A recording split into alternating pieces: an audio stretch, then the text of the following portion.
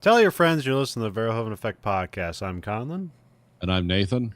We have another very special episode. We have the 1989 movie Patlabor, the movie. Nathan, do you know anything about this series or I movie? just watched it last night, Okay. so my first experience. We've talked about it a lot, but I always called it Patlabor because it's one word, and yeah, calling it Patlabor is two words. And so I know paddleboard makes even less sense, but Patlabor also doesn't make a whole lot of sense. It makes thematic sense.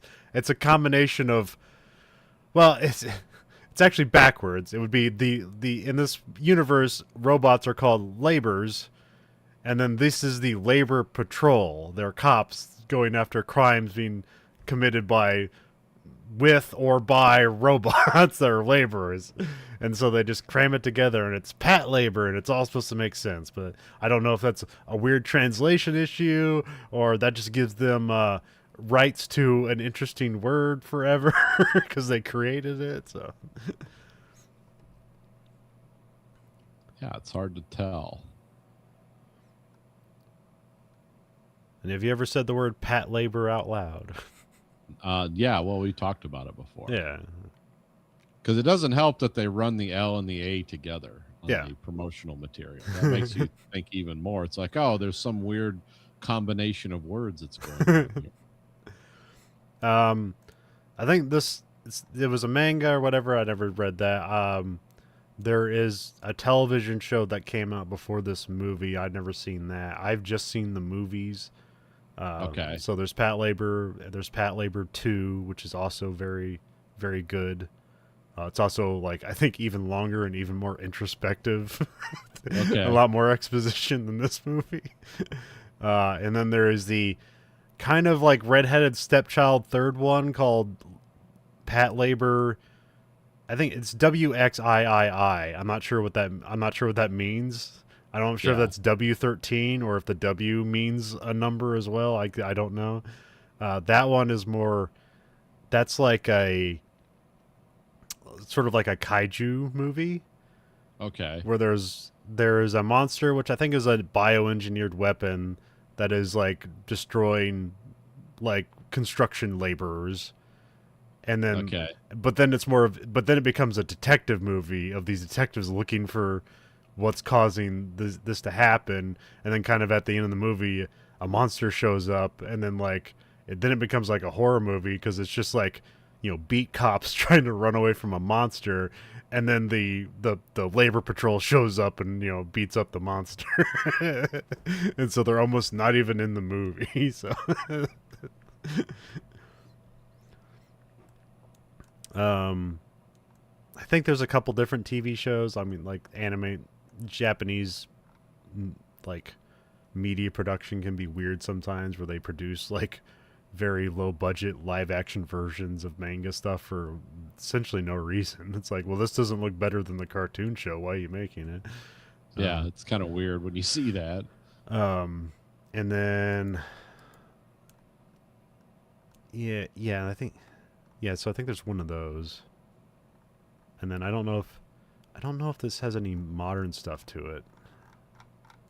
But yeah, this is kind of like late '80s, early '90s, and that was kind of like its heyday for it. Um, I, Oh, okay. um, I just saw it on I think on Stars, like would have their anime block, and they had the Pat Labor movies on there, and that's where I saw them, and I thought they were kind of neat. So, Yeah, some of that's yeah, some of that stuff is pretty cool. um, and then I was just really for some reason the exposition stuck with me in this movie. Like I was on board with it, but like if you're not, this might be one of the most boring movies you've ever seen. Like they give you like a big action movie or big action scene up front. They give you Yeah. kind of an investigation that's not really satisfying, but it is like weird. I enjoy that. I call those guys the hot detectives. Not because they're sexy, but because they're apparently always hot. Yeah, It's kind of like the two guys from True Detective walking around just introspecting about life and yeah, why this guy killed himself and what does it all mean. yeah, And they're both very dour, sad people. yeah. And they're just like, it's almost like they're sitting there watching their civilization be destroyed. And it's like, Yeah, no one has a problem with this, huh? Why do you think he killed himself? It's why do you think we're alive? You know, there's just constant stuff like that going on in addition to. Yeah, which yeah, like this, it is interesting to watch this movie now because there is kind of like this theme of displacement. But here, it's not like people are being displaced because of AI or anything like that. It's just because the population is growing and they can't Yeah. build anywhere else. Which is something Japan really called wrong. Like, not a problem now in Japan. Oh, we need to build out into the ocean because we don't have enough places to live. It's like, not now. In years, you're going to have plenty of places to live, and in 20 years, they're going to be making. It's going to be like a country you go to for like, what do they call that? The guys that go to abandoned liminal spaces. It's like, this is an entire city. Cool. Yeah, and then there's just some random, Bible verses thrown in there just to be. Oh yeah, the religious subtext in this is.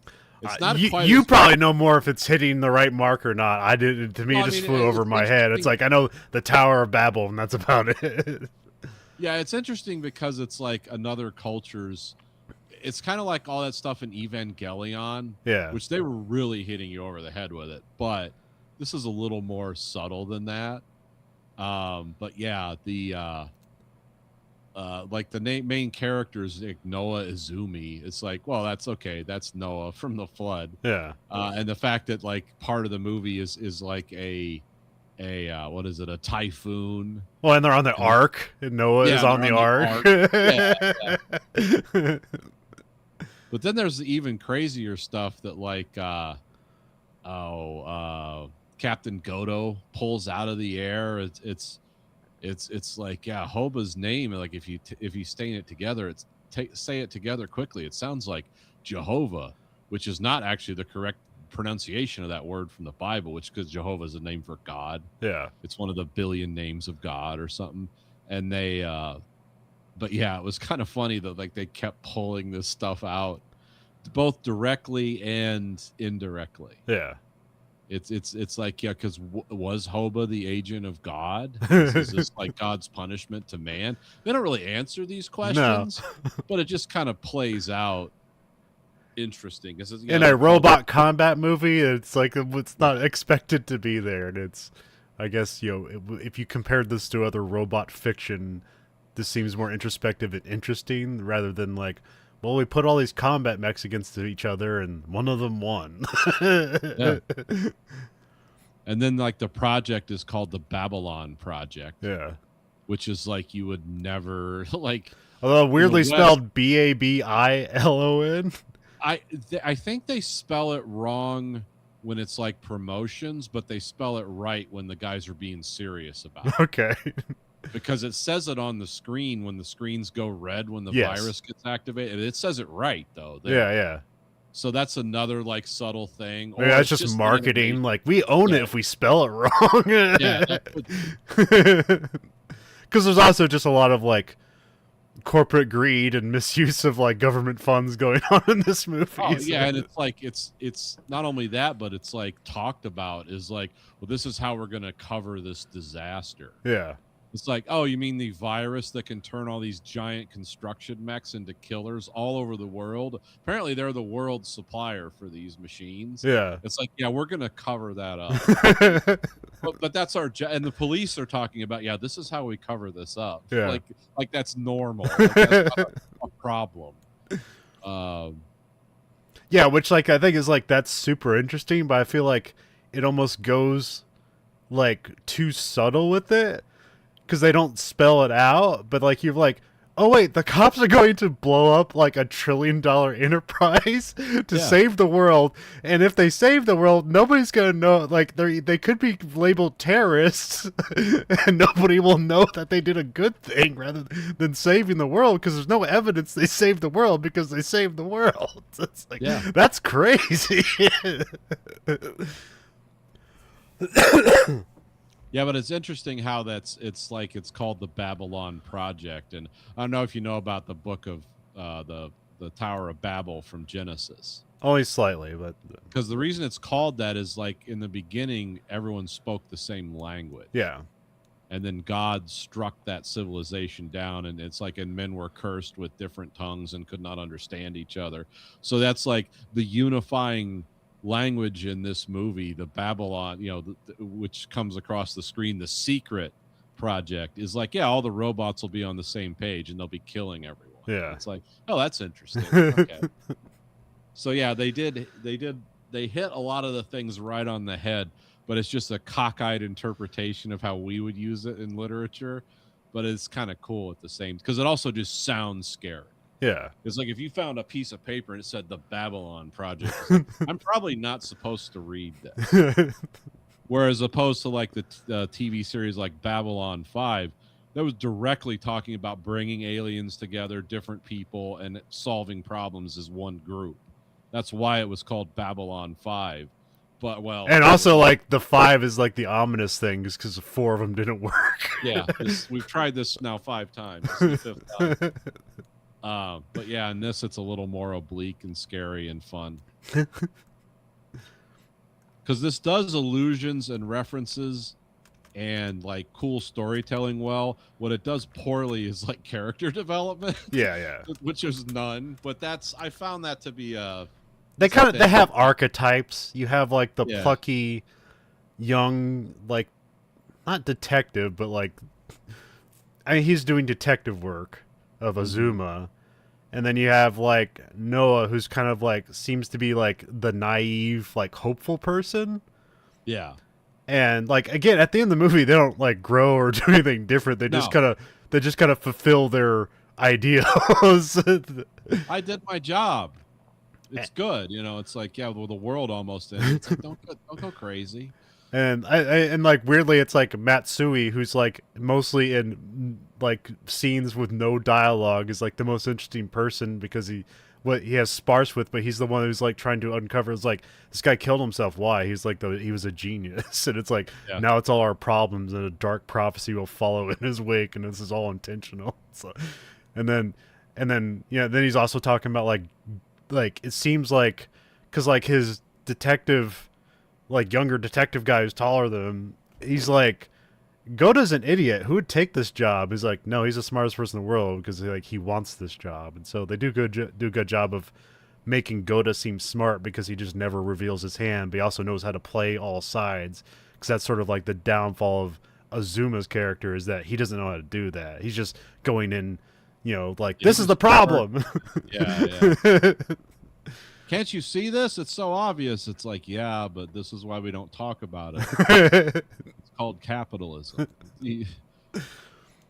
And then there's like, oh crap, I think there's the lady who like introduces the Type 0 unit. I forget her name. I wrote it down early, and she just kind of just disappears. Yeah. So I don't know if this is like something from the TV show that I wasn't like, this is like a reference to, because I know there's like that in the third act, because they do talk about the like Patlabors in New York, and that they have a pilot over there, and then they fly her in for the end of the movie. Her name's Kanika, and then like they do this almost like fourth, like breaking the fourth wall, like look into the camera reveal for her, and I was like, am I supposed to know who the fuck she is? Yeah.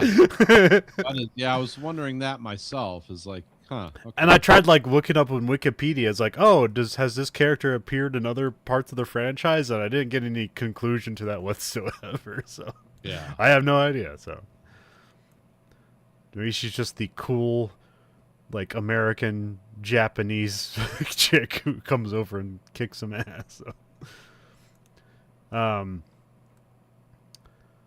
So the director is Mamoru Ishii. Oshii, yeah. Who he did like the Ghost in the Shell anime movies, so yeah, that makes total sense. It's kind of like cool sci-fi stuff and introspective kind of in between stuff, so that totally makes sense. So he also did like Jinro the Wolf Brigade, which is visually good. I don't remember the story really being that impressive. There's other things like Blood the Last Vampire, but he's pretty And he did the other. He did all the other. He did Patlabor 2 or Patlabor 2, and then no, he didn't direct the third one. He just has. It gets kind of like a story by credit on that one, or like characters by or something. Oh, okay. But like he didn't create Ghost in the Shell. He directed the anime movie. The guy who created Ghost in the Shell is kind of it's a very weird thing. So, because like all the themes presented in the Ghost in the Shell manga, like they're in the movie and even later TV shows, but like it was more tongue in cheek and more about like showing off sexy ladies and future stuff. Okay. And then then when uh, when Oshi gets a hold of it, he makes it more introspective. And then that guy kind of stopped. And then the guy who created Ghost in the Shell, like the original concept for it, he goes on and just makes hentai. Like he just rather do porn than. Oh, okay. Which I looked up that stuff. I was like, what did he do instead of it? And it's just a lot of like naked ladies having sex with guns. So Okay. That's yeah. Follow your passion. And like then like none of them were translated, so I don't even know like what's the story even pretending to be. So I don't even know. Apparently he came back and did something like more mainstream, but still just dives back into into hentai when he. I guess that pays the bills, so why not? Yeah, it's those guys have some interesting job arcs over there. Well, yeah, when we watched that, like, oh, what is it? Was it called like The Porn Director or something like that? It was a Japanese Netflix show. Oh yeah, about the guy who first made porn like mainstream over there. Yeah. Yeah. And like all the other people that are helping out, like they were just doing the production stuff. They weren't even getting naked or whatever. And like this was like everyone's like third part-time job, like when they're like in between, doing stuff at university and like playing piano professionally part-time. It's like it's just something you do. It's like it's not seen as like it's not seen as like, oh, that's a dirty job. It's like it's a job. People got to do it. So, but yeah, I mean, clearly there was but like the end product is like vilified by by the people, but the production of it is not necessarily. Well, I mean, it Yeah. still is. They still have to like, they had to like go to Hawaii to shoot porn because they're basically ran out of Tokyo or something like that. Yeah, there's something. Yeah, I don't know. That's in Japan. Everything's different. Yes. Like, because like even countries like America versus like I don't know. I mean, pick any other country, like Russia. It's like okay, they have a little different flavor of crime over there in Russia, but it's still kind of the same thing. Yeah. It's like yeah, there's corrupt government people, and then there's corrupt, of course, criminals, and it's like and that's a mafia, and it's eventually when it gets big enough, it gets busted up by the government.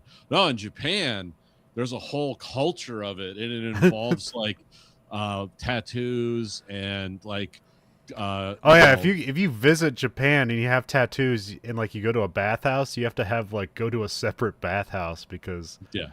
the tattoos are taboo and you can't be doing that in public. So Yeah, but they're like I said, they have the same stuff. They have criminals, they have the government, they have the corruption where they meet. But in Japan, there's a whole ritual that goes with it. It's like, that's an extra layer we don't add. But that's what happens when you grow up on an island for 10,000 years and just kind of do your own thing. You just kill all your neighbors every couple hundred years. You just set out from the island to murder everyone, then come back, and yeah, you kind of develop things that like, well, if crime had rules, it would be much more orderly for everyone. And it's like, yeah, good plan. How do we do that? It's like, well, we let the criminals rule their area, and as long as they don't cross these lines, then everything's cool. It's like, doesn't that lead to open violence and murder? Yes, but if it's among the criminals, it's not our problem. See, we don't do things like that, here. It's it's kind of weird there. The cinematographer is Mitsunobu Yoshida, who like he did like a Lupin the Third movie and some Pokemon stuff. He did, he's just done a bunch of anime that none of them really stood out to me too much. I mean, this movie has some decent cinematography to it, so there's a lot of cool like foreground and oh man, what do they call that?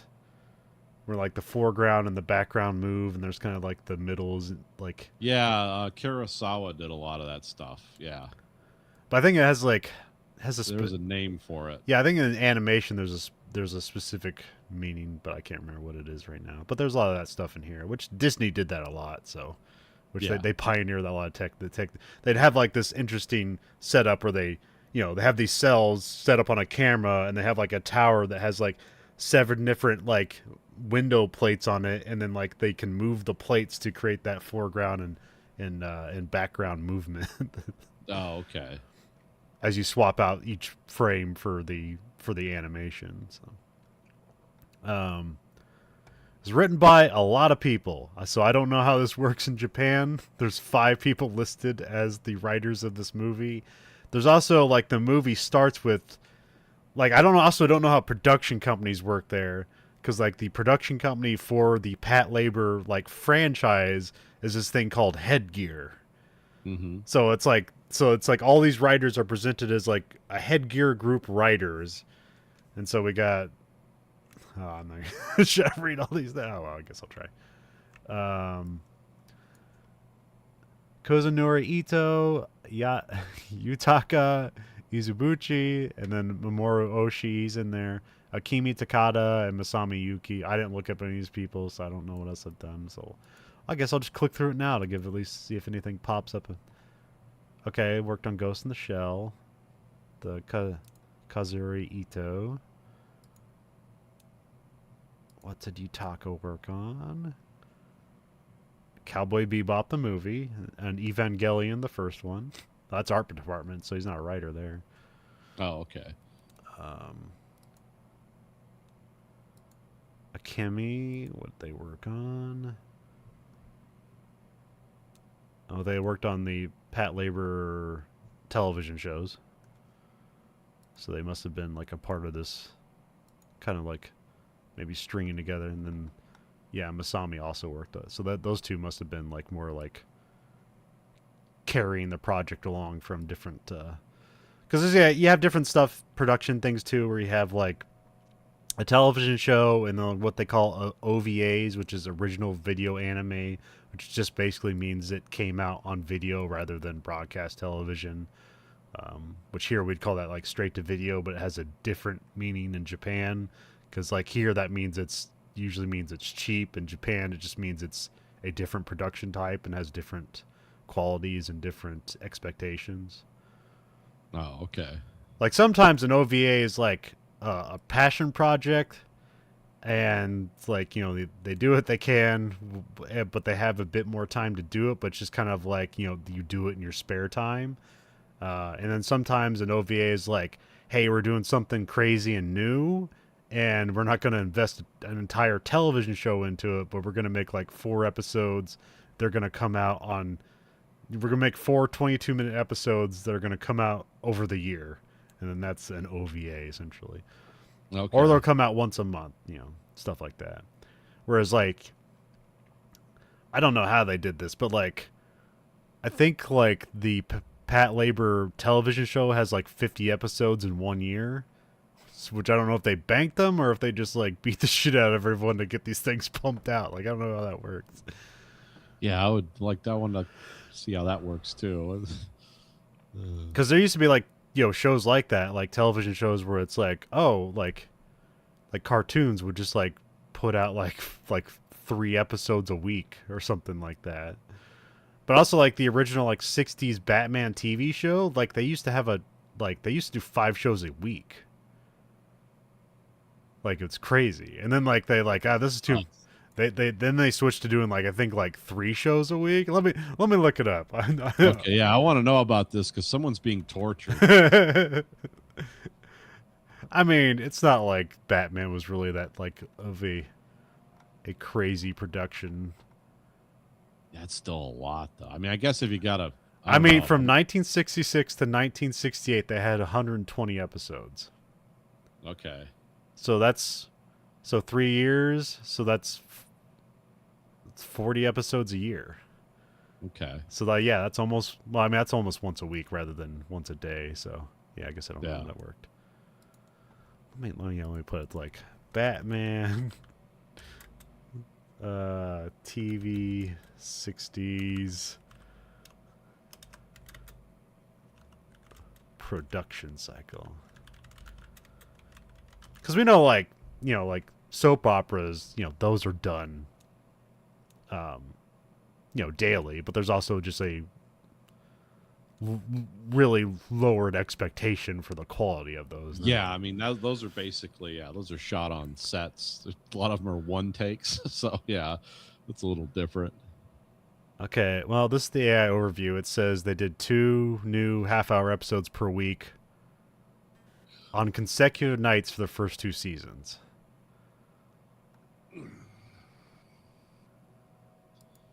Man, the coffee those guys were keeping an eye on. Yeah, it's a six. I guess cocaine's out in the 60s, right? I don't know. Oh, is cocaine a thing in Japan? Well, Batman's American. Oh well, yeah, that's true.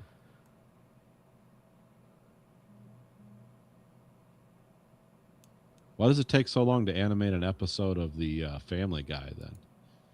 Oh, does it? I thought it took. Well, I thought they were always like a year out on those. Yeah, usually it takes like a month to produce an episode, but now that all that stuff's kind of like computerized, I feel like it should take less now. But I don't know what Well, they're. I always want to see the evolution of the South Park production stream. I'd like to see where that started and what that is now. I mean, it used to be just literally them cutting and pasting stuff, and then Yeah, yeah. I think as soon as I got picked up for a television show, they immediately started using Maya, which I don't know if that is. It was like a visual So, arts tool. yeah.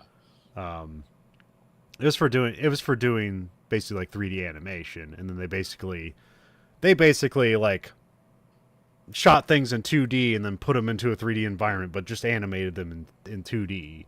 Okay. And then like it got to like, because yeah, with South Park, they can write an episode and produce it in a week just because Yeah. the visuals aren't that complicated. But they did upgrade it to the point where now it's basically 3D models, but the way they style it, it just looks like the same old South Park because you're just Yeah. emulating a cut and paper paste style, which isn't too hard to do. So Yeah, I know it's changed a lot, but I'd be curious. It was neat to see how quickly it evolved for them. well, there's even stuff like there's because now just everything's switching to 3D animation, and like the hand drawn animation is going away, like it's kind of sadly, but the skills are still being used.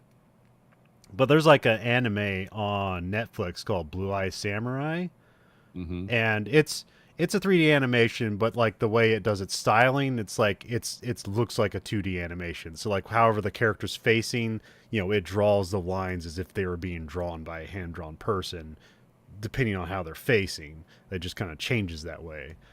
But it looks like it looks close enough to a 2D animation. But it's the only animation I've ever seen, and then I'm assuming because the 3D animation must increase the production process, is that they have hour-long episodes, which I've never seen that for animation. Yeah. That's hour long. Yeah, that's a commitment. Um, and then like they did the Evangelion movies, and they did utilize 3D animation. Now they did like a hybrid style where they had like kind of like all the 3D animation is compiled by 2D hand animation. It's like all like like all the textures are 2D hand animated stuff thrown on top of the 3D model.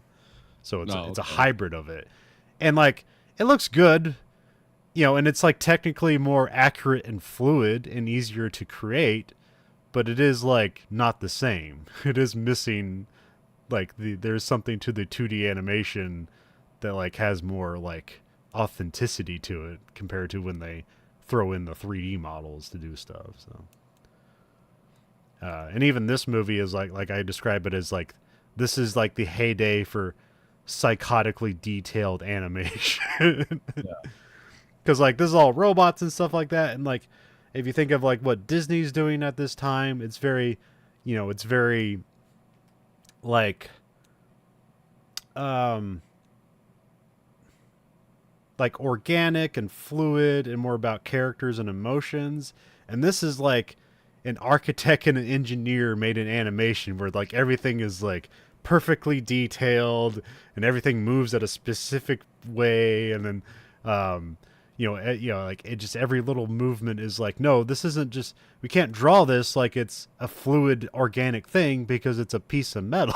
We have to have like, it has to be articulated. The thing has to move this joint. This, like all this stuff has to be done. And it's like, man, that must have took forever, and it did. But these are like, these are people that would burn themselves out just to make this stuff. Yeah. Which is why, like, again, like 3D animation makes all this stuff easier because you can do all that psychotic detail up front, and then just pose the 3D animation. But it's still like, it's like, I think the people killing themselves to make the product is like somehow more authentic. Although we do see a bit of CG in this movie, like when they show the arc, it's like a 3D model. Yeah, that is true. That does look. Which I think also Akira came out around this time, which also had like some 3D modeling in it, not a whole lot. It's mostly known for its, lauded for its 2D animation and advances in it. So again, I don't know how much this movie got around. Like, I like it. It's a cool movie. It's, hits some of my sensibilities, but I don't know if it's respected around the world or anything like that. So the cast is people we don't know. This is just the voice actor cast, and it just lists the top guy from the Japanese voice cast, and then 2 of the American voice cast for the dub. So, which is Toshio Fukuhara and David Jarvis and Doug Erholth. So, which this is back in the day where it's like voice actors are completely unknown people, and like they just that's what they do. Whereas nowadays it's like, oh, we cast famous people to do our voice acting roles. And it's like, man, you're just like taking all the pieces of the pie, aren't you? So, yeah, but then people come out and see your movie just because a name's attached to it. So whatever. Yeah. So yeah, I guess we'll get into it. Where are my notes? Where are the other notes? Oh, there it is.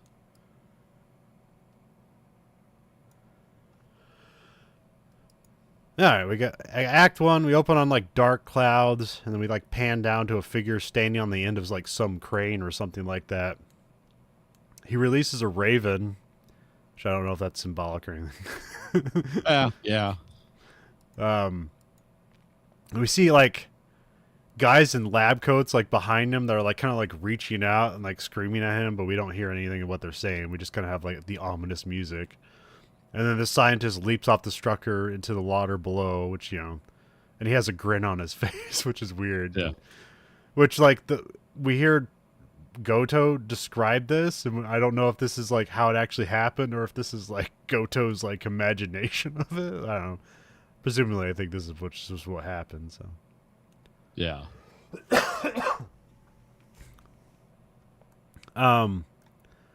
Then we cut to, there's like combat robots being parachuted into a forest. Like, this is a very like cool scene because you just see like the scale of this, of like, human soldiers and like the labor like robot, mechs getting dropped down, and how like they have to work together, and it seems like precarious.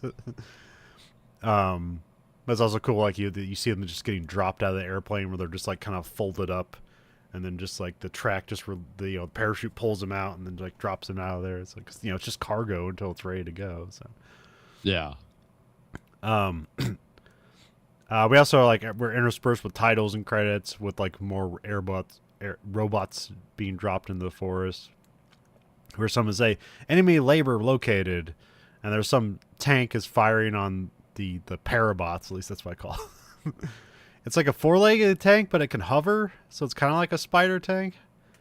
Yeah, I wasn't exactly sure what it did. I thought it was just a walking tank. It's a hover tank. It's both.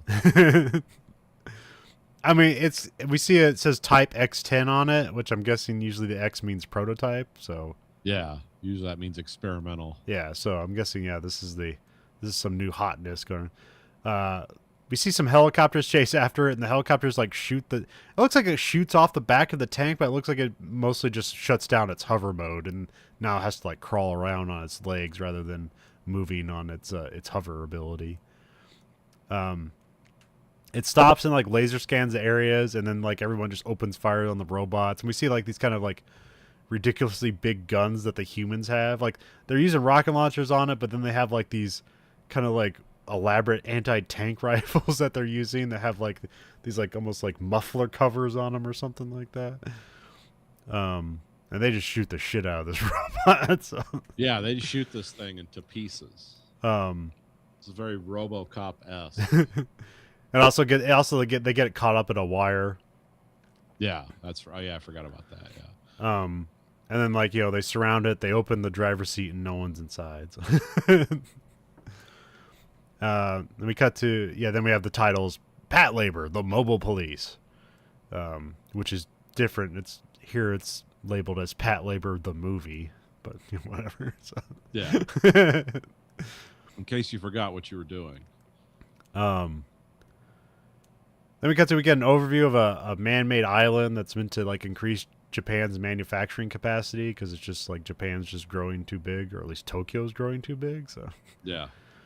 I mean, like Japan does have like this like man-made island that's an airport that's a really interesting structure. So I think it's just kind of going off of this, which I can't even remember when that was completed. That might be being built at this time. I'm not sure when it got completed. It was, because that's like the Tokyo International Airport. They built it out on this artificial island, right? Yeah.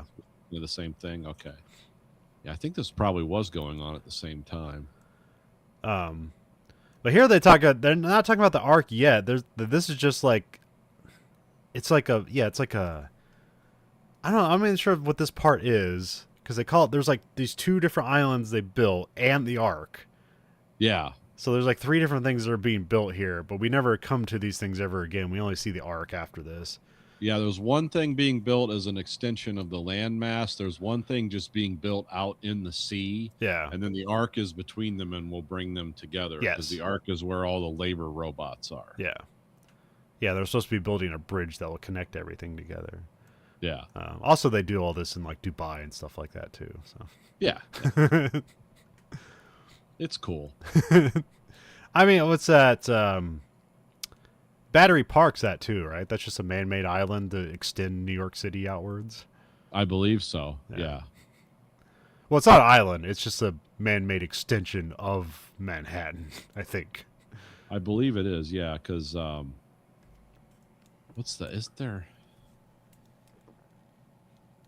is there some place to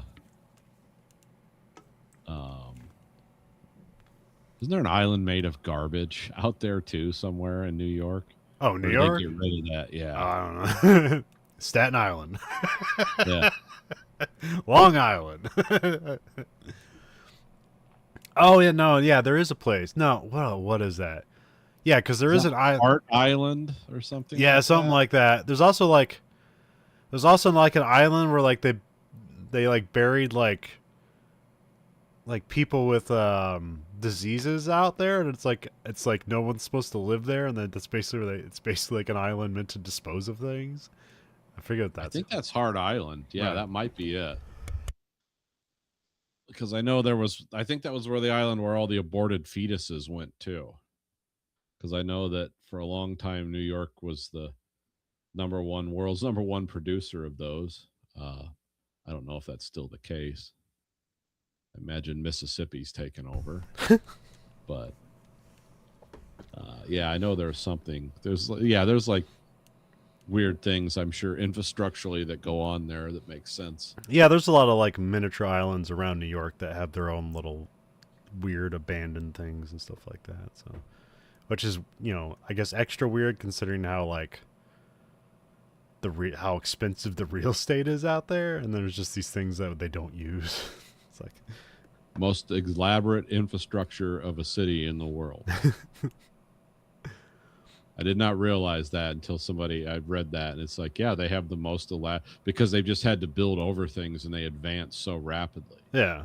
It's like, wouldn't you think London would be more? It's like, no, because Well, I figured it'd be Tokyo, because Tokyo has like those weird like underground, like turntable parking garages and stuff. But Yeah. like, I don't know, maybe that's just their one thing, and the rest of it isn't. So, Well, New York there's two things that make it's dense. For America, it's our densest city. yeah. Like Tokyo is more like Los Angeles. Oh, it just keeps going out, right? Spread out area. Like New York is super dense, and there's literally no limit on height or depth. So at different times and places, it's like we're going up. Now we're going down. We're going sideways, and it's like, oh yeah, we need way more power now. Because you got to remember when New York started, when it was New Amsterdam, you're just burning coal for heat. Yeah. Then you had to bring in gas, electricity, subways, all kinds of stuff, and you just keep building, and it's still a going thing. and like, I don't know if this is everywhere there, but like, I know like podcasts of people where like they used to live in New York, and they just like, I'm not sure if it's free or what it is, but like everyone just has like steam heating radiators in their house. Yeah, It just goes everywhere, and like you don't necessarily like, it just exists. You don't necessarily pay for it, or it's a part of your tax or whatever. But there's I'm not sure how it works. oftentimes there's people in New York City that's like, it's winter out, and they'll have their window open because it's too hot in their place because they can't control the heat. So it's 98 because they're right next to the boiler. Yeah. And that's like when you see like these weird explosions in New York, it's the steam pipes. Yeah. Well, I remember I was listening to these one guys, they were talking about they had to move, and I forget where they were, because there was something about getting high-speed internet there was a nightmare for a long time, because they had one company, and the city did some, or I think it was Comcast, they did one agreement, and then they're like, hey, we want competition, and it's like, hey, there's no easement for the utilities, so we're not putting in, Verizon and all those different people so you can have it. And then of course the cost went through the roof because there was only one provider and the quality sucked. Yeah. So these guys are like, oh, my hillbilly cousin in Georgia has better internet than I have in New York City. And it's because there was only one supplier for it. And because the city said, yeah, we're not going to jackhammer up all the streets to run fiber optic cables for every company that shows up. Yeah. Because when you find out, because I didn't realize till somebody explained that to me. Yeah, there's no easement for the utilities there. You just got to dig a hole and hope you don't hit something important. It's like, oh, that's crazy. And you're paying $5,000 a month to live there? Jesus.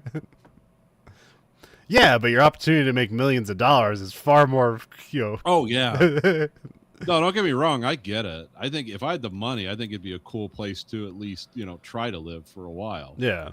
But and again, like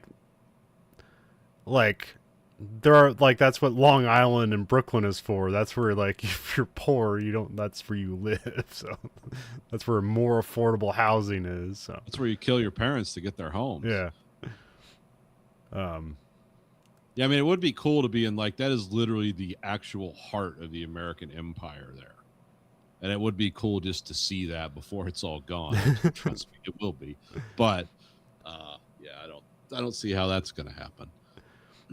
I mean, those like gold rush shows where like, here's all the different ways you can pan for gold.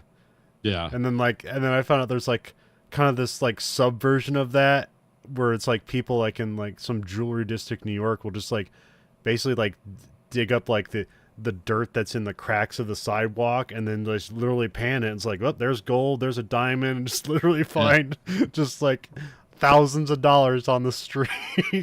Yeah, these guys are up fighting Kodiak grizzlies in Alaska and buying $1 million equipment to find a chunk of something, and these guys are going out and digging shit out of the cracks of the street. Yeah, we're in the Diamond District, and we just found a bunch, and they're already cut and formed. Where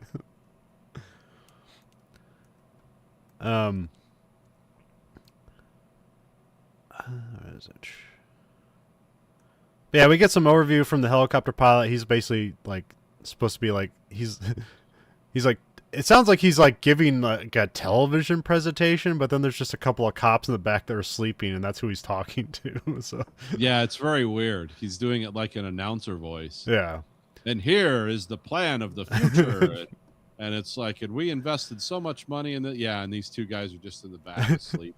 And then there's like yeah, and like the name of the company is like Shinohara Heavy Industries, and then their logo is just like an S that's like in front of an A, a really weirdly wide H. So I don't know if I'm. It's not really a great logo, but I'm not sure if I'm missing. Maybe it has some more ideal. Maybe it has something more to it than when I'm looking at it. So, maybe it's supposed to look like an eye or something like that. I'm not sure.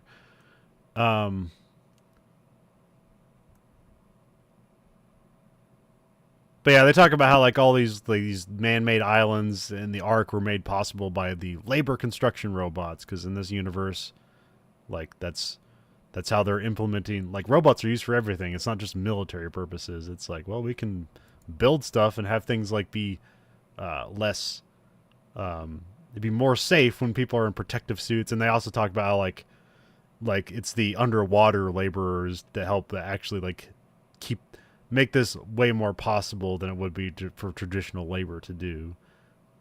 Yeah. Because if you ever hear stories about like building things underwater, it's a complete nightmare. So. Was it the Brooklyn Bridge or something? People died. That's where they discovered the bins. Yeah. Yeah, because guys were just going down to weld and they'd pop back up and like, my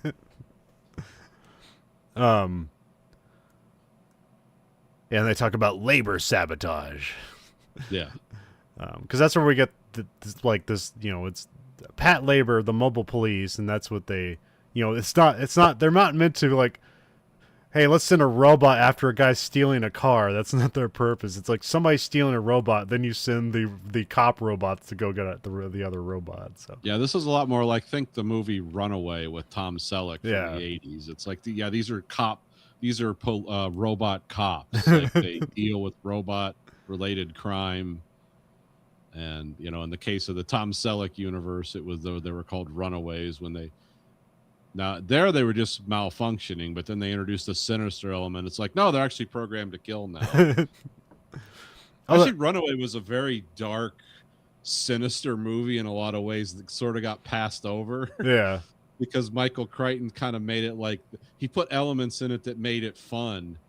But at the end of the day, like the screaming baby and the robot with the 357 Magnum on wheels, like kills the cameraman from the news. Like that was really dark. And then it was going for the baby. It like swung around with the gun, and it was like that's. I mean, I think a lot of the robot designs in that movie like undercut it. Like they aren't the best robot designs. It looks kind of goofy. So, but also here. It did look like just a big oversized Roomba with an arm with a gun on it. But then you see people make the Roombas into arms with guns on them, and you realize like, yeah, that would kill you. Like you wouldn't expect that. You wouldn't see that coming. But it's also weird in this universe. There's not like human-sized robots or anything like that. It's just these giant robots. No, this movie was envisioned because they talk about things like, what do they call it? Like the SRAM memory and stuff. Like they're using very 80s, 90s computer terminology. Yeah. It's just somehow in this universe they found an energy source that runs these robots. But they're basically like, yeah, this is how robots would exist in like 80s, 90s technology. Yeah. Because they're using all those terms. It's not like they have some powerful sentient internal processor or something where they're self-directed. It's like, no, they just require an operator to sit in the seat, which I don't know if that was never explained to me. Was that a union thing, or are they actually doing the work? I didn't get Yeah, because that's the thing. Like, it seems. Yeah, because it seems like the Shinohara makes the specific point that they're not displacing workers with their labor program. Yeah. So it's like, okay, then what's the problem? Like, if everyone's still getting work and everything's getting built, then what's the problem? There seems to be a sinister problem we're not talking about here. So, but also, there's still like poor neighborhoods. It's like, well, how's that happen? Yeah, the hot police will show you as they walk through a dying Tokyo. They should have had Woody Harrelson and what's the other guy's name? Matthew McConaughey. Matthew McConaughey. They should just overdub them. Same dialogue. Don't change anything, but it's just them talking because it's like, this is where True Detective Patlabor. You know, it's all going away every day. It looks because they were saying stuff like they said in True Detective. Yeah. It's like these guys are great. I like the hot detectives because I also didn't realize how hot Japan was until I looked it up. It's like the tropics, like and then they get more snow than any other country in the northern part. Yeah, because it has something to do with the mountain. It's just the quantity of snow. It's not the temperature. It's just because they have guys up. They showed them up there. They have big Honda snowblowers. You know how they have the tracked Honda snowblowers here, but they got the rubber tracks and they're kind of cool looking. Yeah. There they have something that looks like you're driving a car engine around with metal tracks, and it's a snowblower, and the government gives them to the people that live up there and pays for the gas because they have to keep the streets clean almost constantly, but the streets are so narrow you can't drive a plow truck, so it's just all these dudes in the neighborhood. And it's like, that's a big ass snowblower, but then you realize like, they run those like 16 hours a day for almost 3 months. It's like, it's got to be that big. And it's all community effort. It's like, well, the government's like, here's your snowblower and here's your voucher for gas, but you make it happen. Like, all right. Only in Japan would you see that. Here, people just steal the snowblowers and try to make them into cars. Or sell them for meth. Give me my snowmobile blower. Let's get out of here. Yeah, we're driving them around. Yeah, here we take snowmobiles and we drive them over water just because we can. Put the big paddle wheels on the back.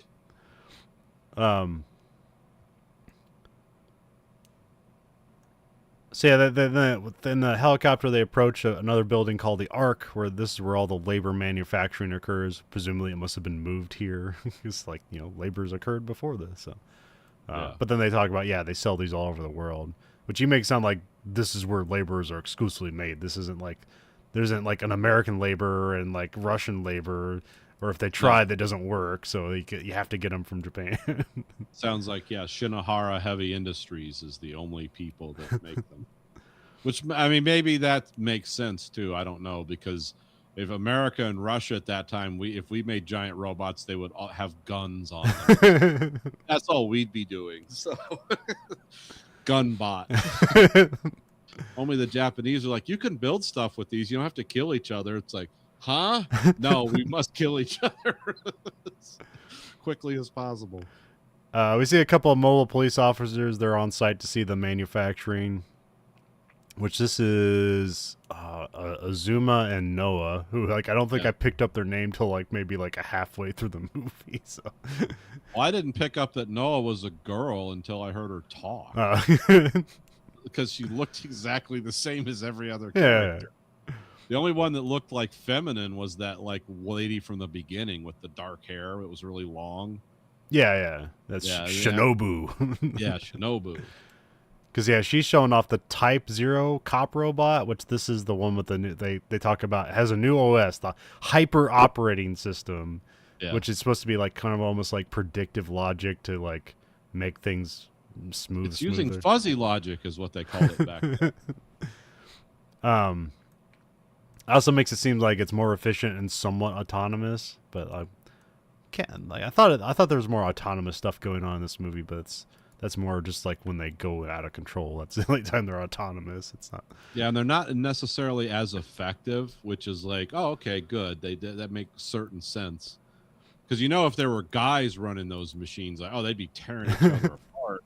Whereas these things just kind of stand there like targets and bump into you. Yeah. And charge gunfire. Yeah, it's almost like they don't affect the high functioning brain of the robot. They just affect the kind of general brainstem of the robot or whatever. So, Except for the Type Zero, which they seem to make extra evil at the end just because, you know. Yeah. um, Well, because it was a designed combat robot. yeah. It wasn't like meant to lay concrete. It was designed to destroy things. So yeah, if that went haywire, it would be more destructive, I guess. The cops go like looking at the manufacturing plant, and it's also mentioned that there's trouble in New York with the Type Zero, so that's where we kind of get a first New York connection, which isn't really important in this movie. But again, I don't know like where the TV show took place, because it almost seems like from some of the suggestions here is like, oh, did the first season take place in New York or something like that? But I have no idea. I presume it took place in Japan.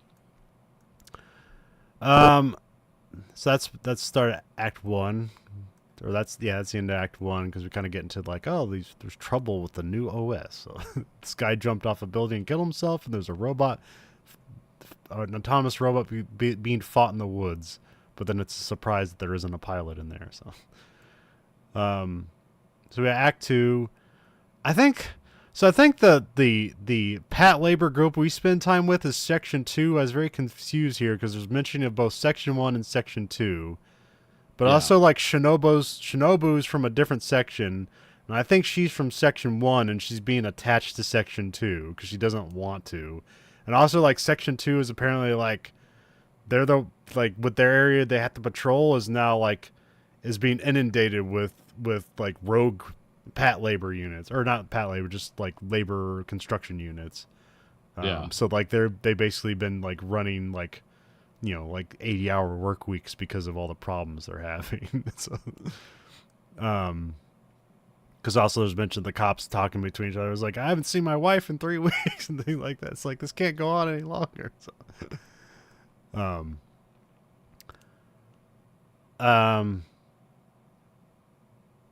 we get a debriefing about the shop tank from the opening going crazy and escaping and running amok on its own, which they do mention here. Like, I think it was here they mentioned that like they put it in a wind tunnel and then escaped, and then that will make more sense later on. It's like, oh, that's an interesting detail. So, yeah, here's one guy. He's like talking about the police don't have rights, and this is like a guy. This is Oda saying this, and he's like using that against himself. Like, yeah. Like he's basically telling the other cops to not complain because they don't have rights because, you know, they're public servants or something like that, which seems like a very Japanese thing. I don't know. Yeah.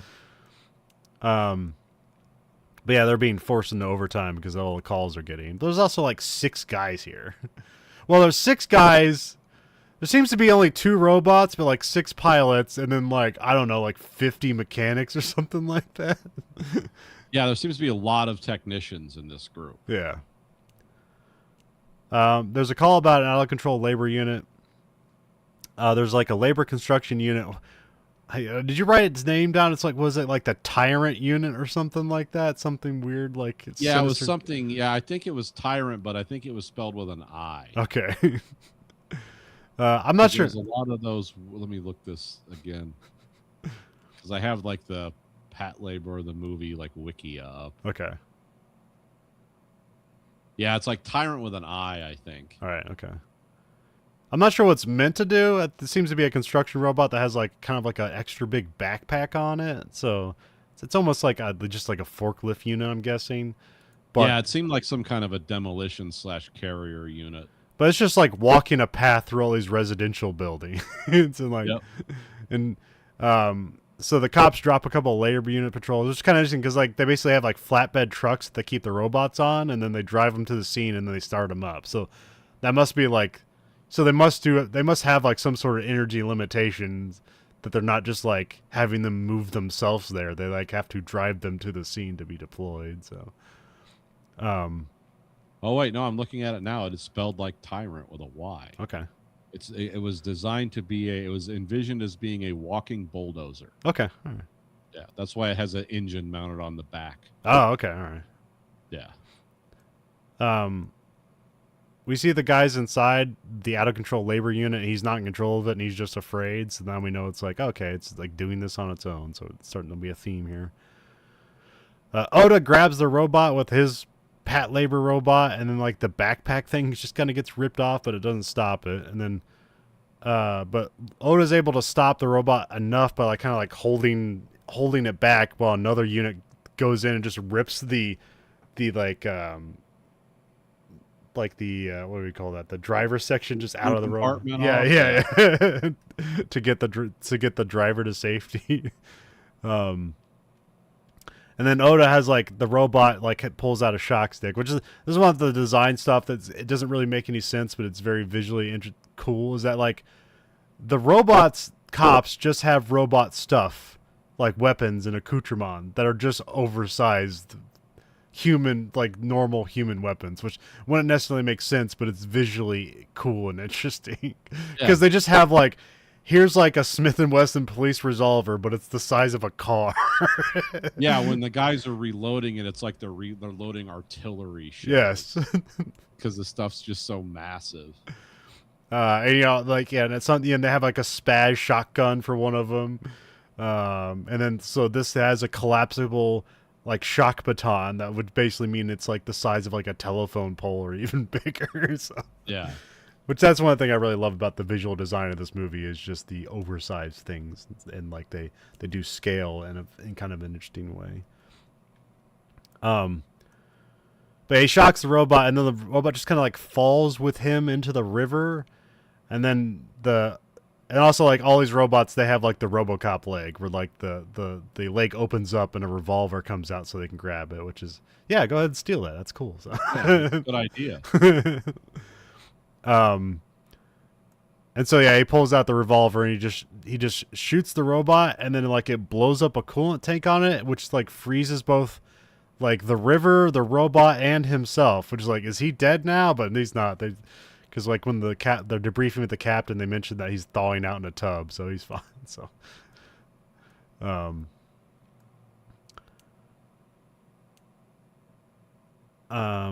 yeah, I forget what the first debriefing with the captain's about. We kind of set up Azuma as like being like a go-getter or whatever. I can't remember if Noah is here or not. I think so, but then we cut. But I think she's kind of a background. Yeah. Then we get our first like introspective detective scene where we just see the detectives walking through spaces, and we just kind of have eerie music, and there's like kind of slow panning shots, and we kind of see like the haze of Japan and the heat wave and stuff like that. So we see a couple detectives are like going through a city to an apartment, and it's like, you know, wordless eerie music, and then we like it seems to be a dilapidated apartment, and it just has an empty bird cage in it that's been tossed to the ground, so that will be a theme. And then we never hear him talk. So but yeah, this is I can't remember the tall detective's name, but the shorter detective's name is Matsui, which Oda talked about being like a very good detective. So Takahiro Matsui, yeah. Then we got to the next day, and the cops are like picking tomatoes at like the department's garden or something like that. Then we cut to, I think this is Azuma's explaining this. All the problems that are happening are with the Hyper OS system. And they also mention it's now installed in 80% of all laborers around the world. It's like, well, that's going to be a problem. Yeah. Azuma thinks there's a defect with the HOS, but like big industry and government projects are all like brought into this, so like they don't want to halt production or stop anything, which is very. It's like, yeah, that's true. Yeah, that's not crazy. Yeah, and this like really this is a whole problem of a software release going bad, which is like a pretty common thing that happens. You know, it's like, well, this needs more time. It's like, too bad, we need to get this out now. Yeah.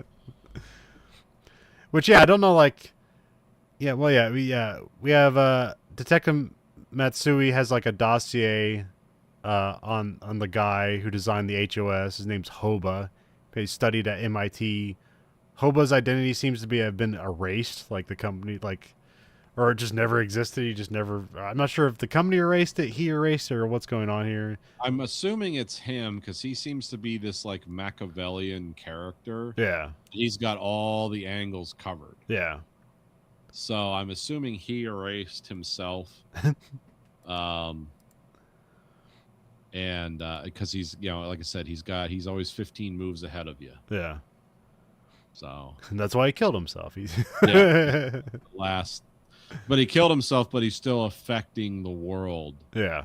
Like weeks later, like things. Yeah, he's confident he knows what he set in motion will happen, so yeah, he doesn't need to be around for it. Right. But yeah, he's the guy that jumped off the ark in the beginning. Well, they do mention that they didn't find the body, which is like, ooh, is that going to be a thing? But then it's not. So then you just assume he's just dead. So, yeah.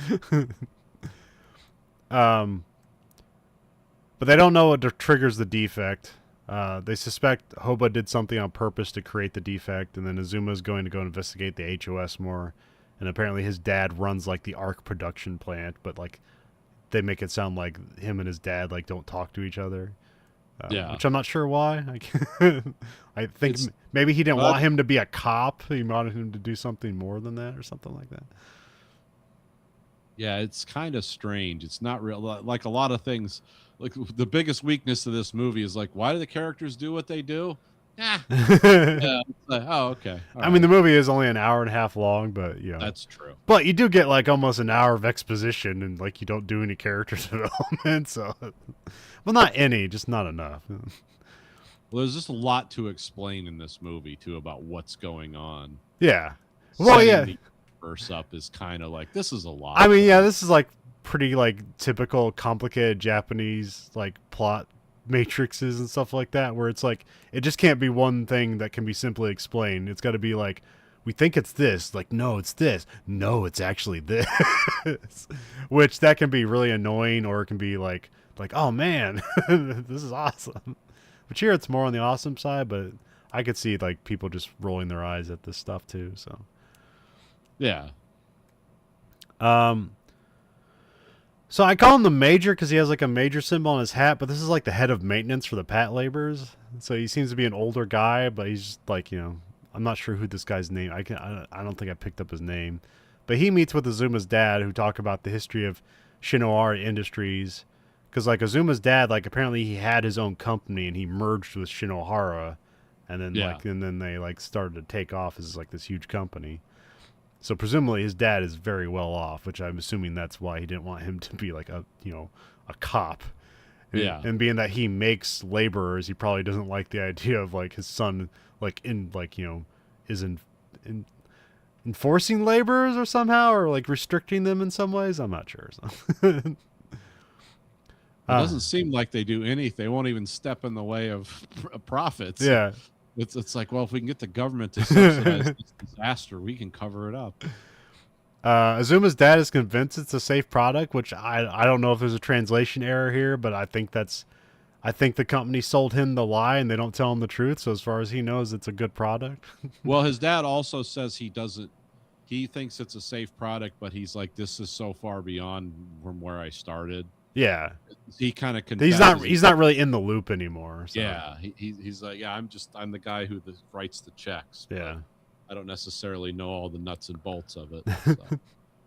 I mean, he can put the units together, but he doesn't know anything about the software. So. Yeah. We see Azuma's like loading up an HOS master program disk, and he tries Hoba's name as a password, and then we get a message that scrolls. Messages Babylon, right? No, this is the first one where it's like a psalm. It's like, go to, let us down, and there confound their language, that they may not understand one another's speech. Which that's so it's just the thing, the phrase from Genesis. Yes. Okay.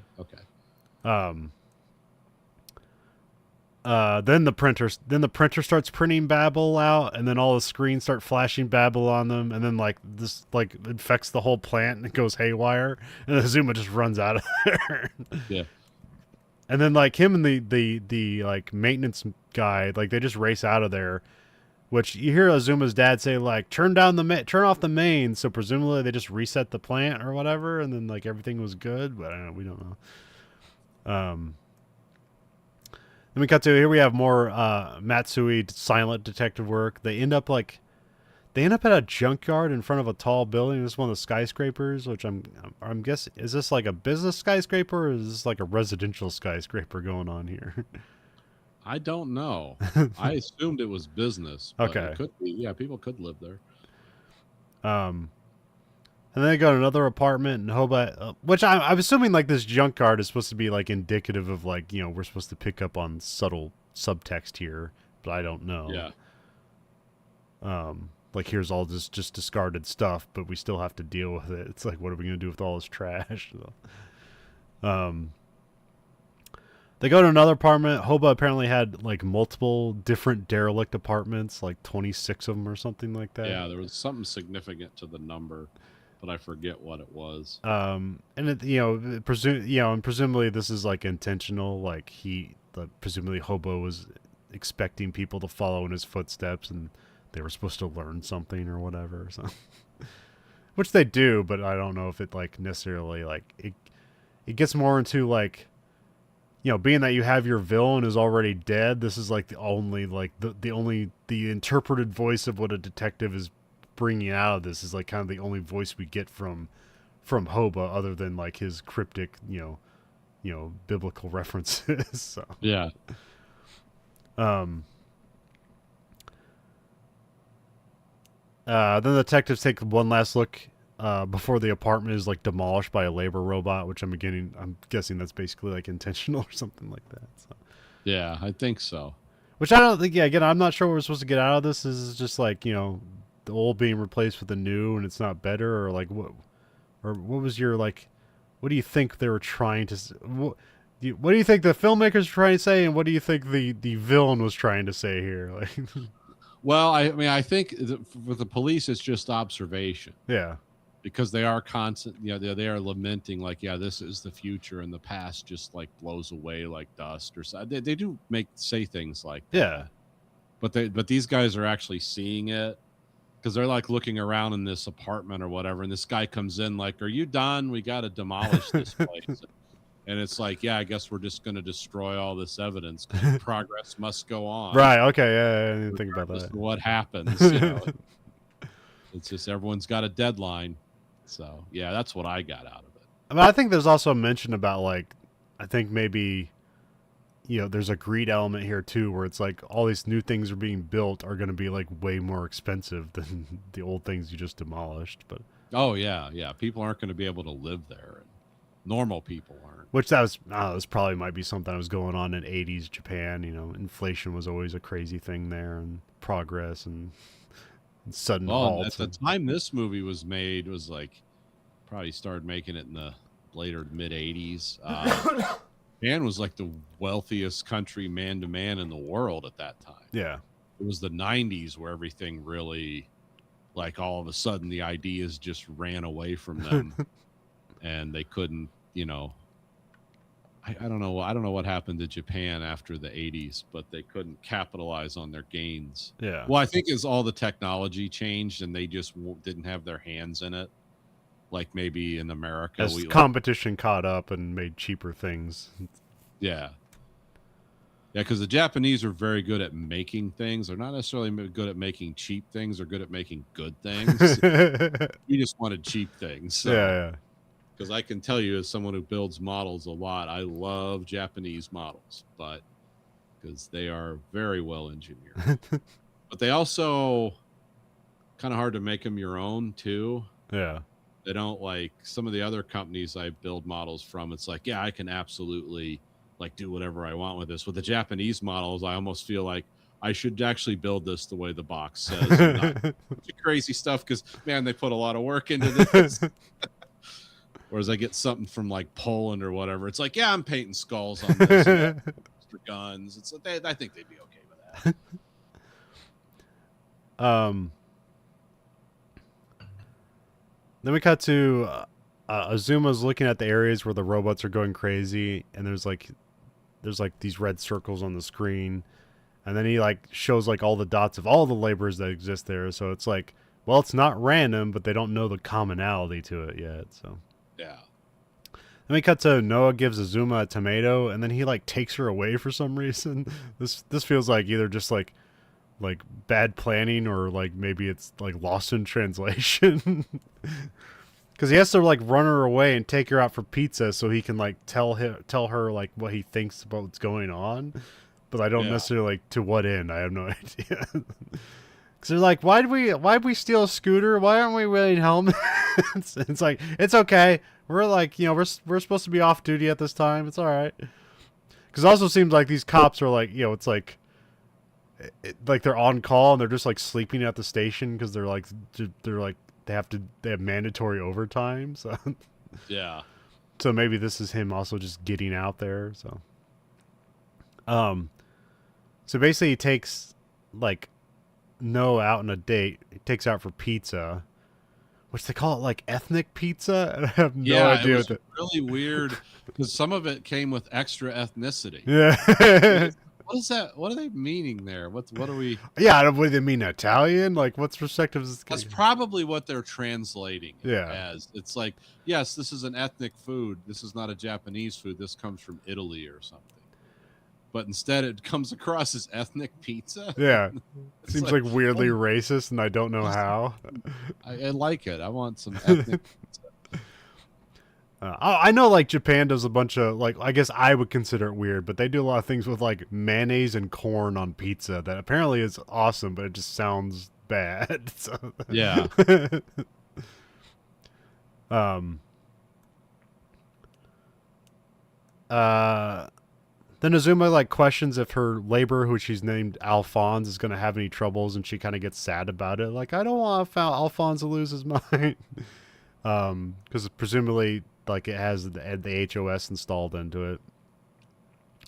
Then during like the date, Noah gives Azuma an idea about like wind and frequencies that humans can't hear, because she's like looking at a dog that's barking. And it's like, maybe the wind's doing something. And then they have some more ethnic pizza. That's how they call it. So. Then we cut to Azuma meets with his father, talking about like how towers create frequencies with the wind, and that these frequencies cause the laborers to go crazy. And he just wants his dad to like confirm it, but his dad really doesn't not necessarily know enough to confirm anything. And also, it's like he doesn't want to like sell out the company he worked hard for, even though it's his son. So, which is really, I think this is why they like. I think this is really the conflict they have, like why they butt heads, because, if Azuma can blame the company, then that's going to look bad on him. If it's just like a rogue thing that's not his fault, if it's just pilot error, then that doesn't look bad on the company. So, right. But yeah, this is where like the wind tunnel now makes sense, because it put off that certain frequency that made it go crazy.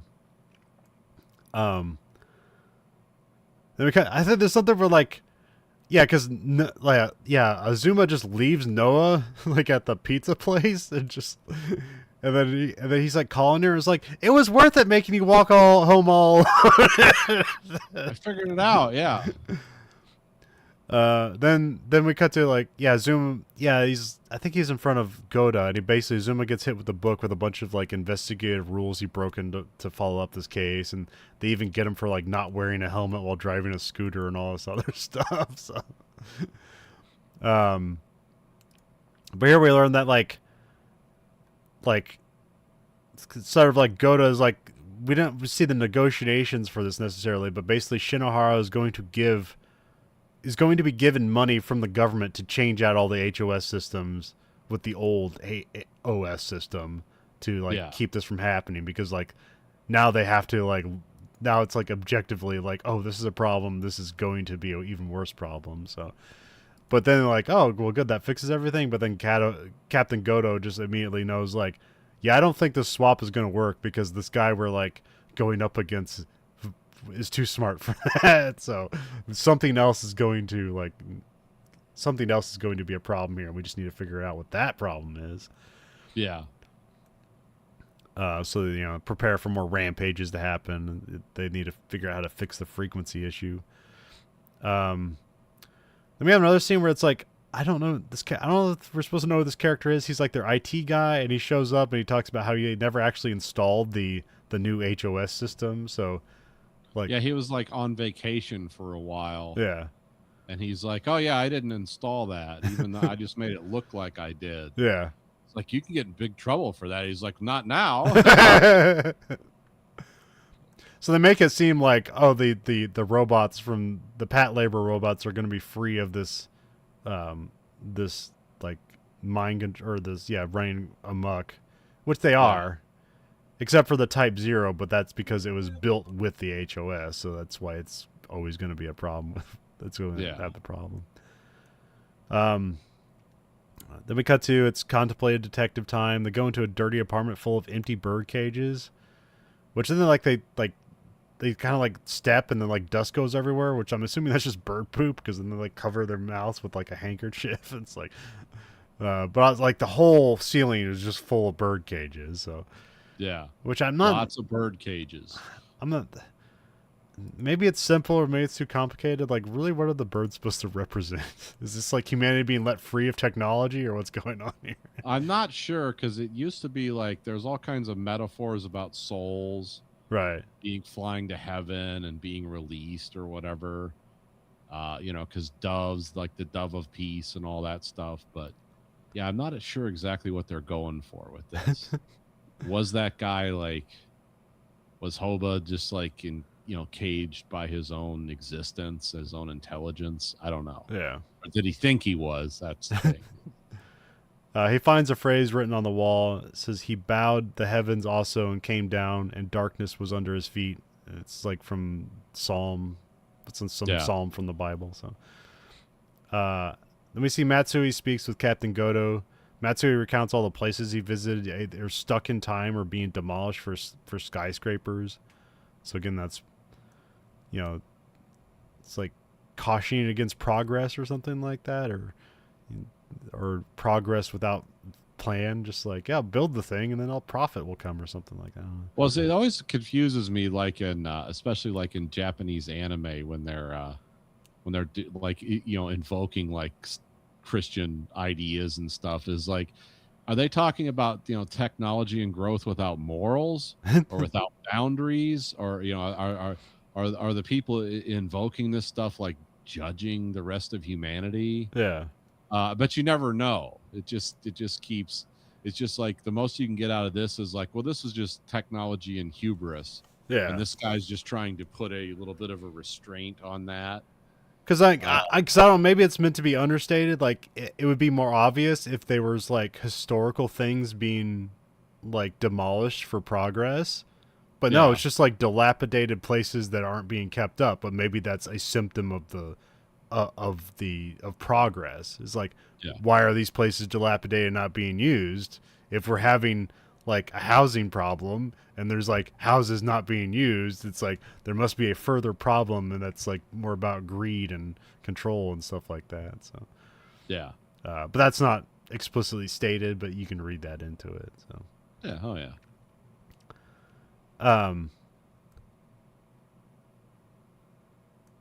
Captain Goto recalls a story about Hoba calling himself God, like Jehovah. Yeah. And then then I guess Hoba freaks out when he learns that like Jehovah is like a mistake that became common, and he was like, "What? Yeah. Like I'm God, I'm not a joke." So he couldn't handle that. So this guy's like a total narcissist. So but you don't know like what he felt betrayed by. But also I think there's an early mention about like, I think maybe Goto talks about it, about like Shinohara Industries was like just wanted to have things accomplished so quickly that Hoba took advantage of that and got himself in charge of all this stuff so he could enact his plan to like destroy Tokyo or whatever. So you don't know what's out to what end, but like it seems like maybe he thought himself a god, but somehow also didn't like corporate greed. So it's like the Hoba character is like, it's purely up to you what it means. He's an enigma. Yes, so. He's a mystery. He's truly godlike. It's like his motives are a mystery, and we'll never decipher them. Then he also talks about the city of Babel. Or is it Babel? He says Babel, but I'm not sure you're supposed to say it.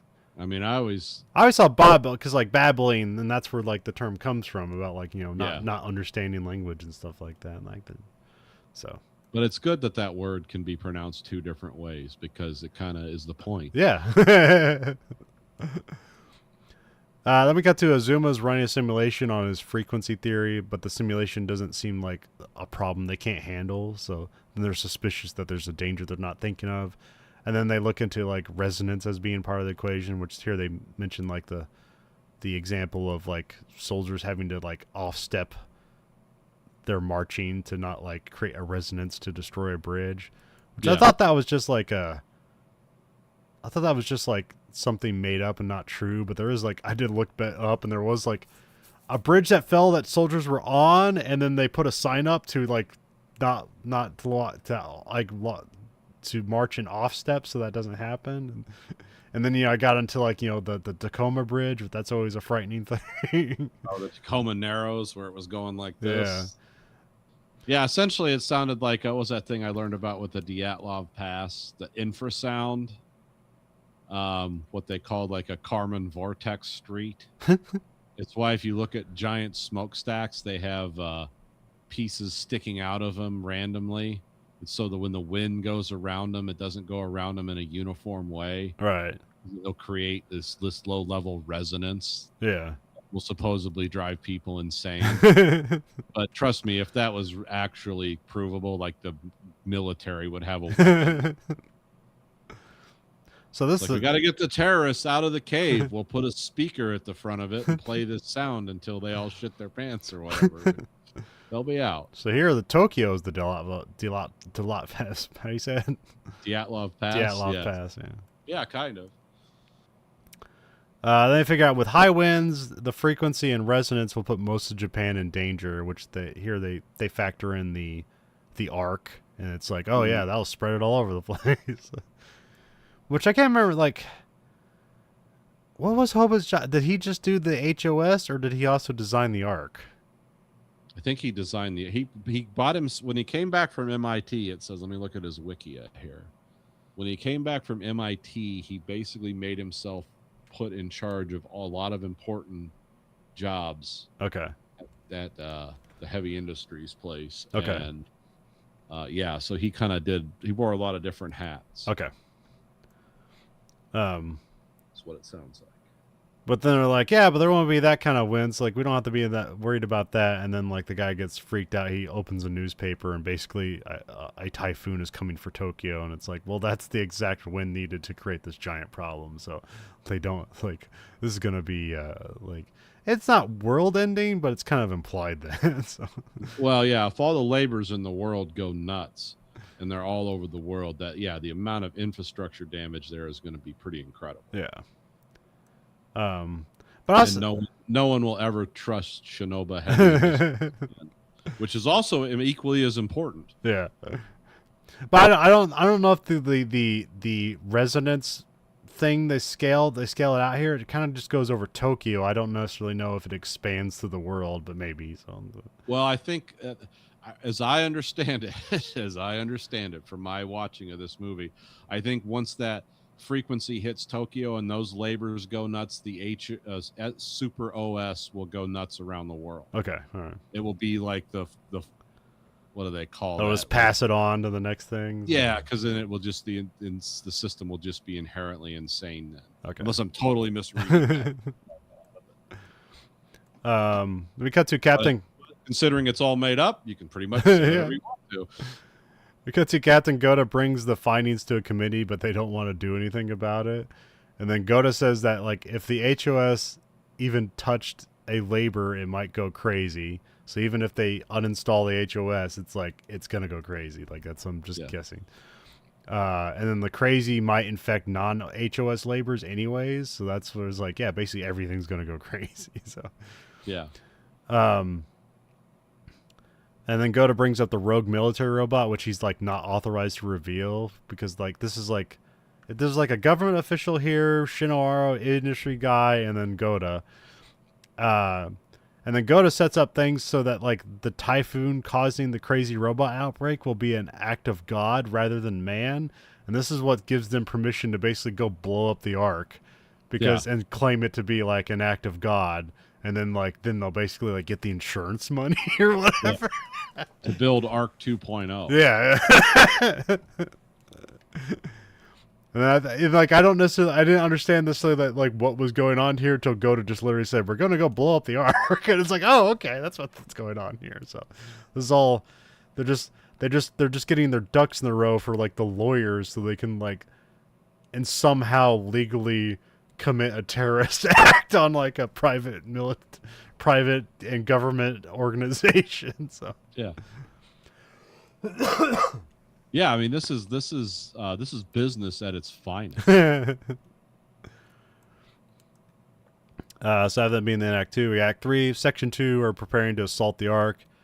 They have to contend with like security robots that are like automated there, which that's suddenly brought up. But also like now we hear about robots other than police robots and military robots that have some kind of offensive capabilities. Yeah. Which were not really spelled in on what they are. Well, Yeah. you know what the military robots do? They shoot big guns. Police robots, shot sticks and big guns. And we don't know what the security robots. Apparently, they use an energy type weapon. Yeah. But The security robots aren't effective, so I don't know like what they're meant to stop. So they just kind of, but there's a lot of them, so it kind of looks menacing. So they need to go do a controlled demolition of the Ark. Goda flies in a labor pilot from the States to help out, and like I'm not sure we were supposed to know this is like is it Kanaka or I think it's Kanaka, but yeah, we saw like a plane landing, and then somebody at customs asks like, who are you or what's your job, and she like takes off her glasses and basically looks in the camera and goes, I'm a labor pilot, and I was like, am I supposed to know who this is? Like, is this a big reveal? Like, I have no idea. So they send off the labor patrol units on some boats to go to the Ark, and it's like the typhoon's coming in, so it's a lot of these are basically just like floating platforms with the robots on it, and they only have 2 robots.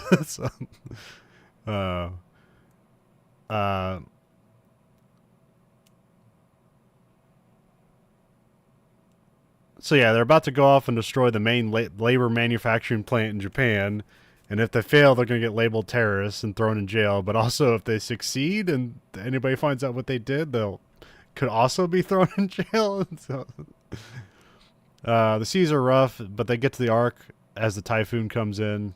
Basically establishing it's all on you, boys. We don't know where this is going to go, but get out there and get it done.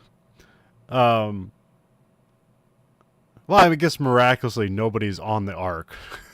Yeah. I guess maybe it's abandoned because of the typhoon coming in. So, but they have a couple of labor patrol robots and a team and a car, which has interesting. There's like this really tall like labor patrol cop who has like this like anti-tank rifle. Yeah. When they show it off, he like shoots a car, and the car like flies like 30 feet in the air. It's like, that's an effective gun. And then also like all the cops also have like normal revolvers and like pump action shotguns, but then like Ota's robot has like a Spaz 12 shotgun, but it's the size of like a bus. So. Yeah. Let's see here.